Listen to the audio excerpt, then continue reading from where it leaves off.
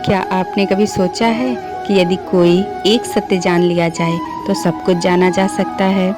हजारों वर्ष पूर्व एक पिता ने अपने पुत्र से यही पूछा। उस प्रश्न ने न केवल पुत्र का अहंकार तोड़ा बल्कि उसे ब्रह्म ज्ञान तक पहुंचा दिया। यह कथा छांदोग्य उपनिषद के 6वें अध्याय से श्वेत केतु उद्दालक की अत्यंत रोचक कथा है। बने रहिए हमारे साथ आध्यात्म और ज्ञान की एक और अद्भुत यात्रा के लिए। श्वेत केतु एक बुद्धिमान बालक था। उसके पिता ऋषि उद्दालक अर्थात आरुणि ने उसे वेद अध्ययन के लिए गुरुकुल भेजा। 12 वर्षों तक उसने वेद, व्याकरण, यज्ञ विधि और अनेक शास्त्रों का अध्ययन किया।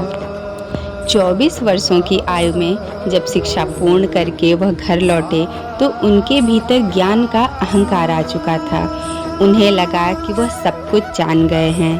पिता उद्दालक ने पुत्र के चेहरे पर वह सूक्ष्म अहंकार देख लिया।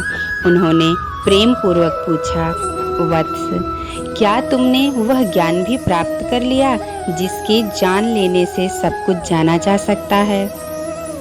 श्वेत केतु चकित रह गए। उन्होंने अनेक शास्त्र पढ़े किंतु इस प्रकार का प्रश्न कभी नहीं सुना। उसने विनम्रता से स्वीकार किया कि उसे इसका ज्ञान नहीं। तब उद्दालक ऋषि ने कहा, जिस प्रकार मिट्टी को जान लेने पर आप मिट्टी से बने घड़े, पात्र, मूर्तियाँ जान सकते हैं। उनके नाम, आकार अलग हो सकते हैं परंतु सार तो मिट्टी ही है। यही सेम प्रक्रिया स्वर्ण के साथ भी होती है। स्वर्ण के तरह तरह के आभूषण बनाए जाते हैं परंतु स्वर्ण उस आभूषण का सार स्वर्ण ही होता है। इसी प्रकार इस संपूर्ण जगत के पीछे भी एक मूल सत्य है। उसी प्रकार सृष्टि के आरंभ में केवल एक ही सत्य सत्ता में थी। वही सत्य था, वही अस्तित्व था। उसी एक से यह संपूर्ण विश्व प्रकट हुआ था।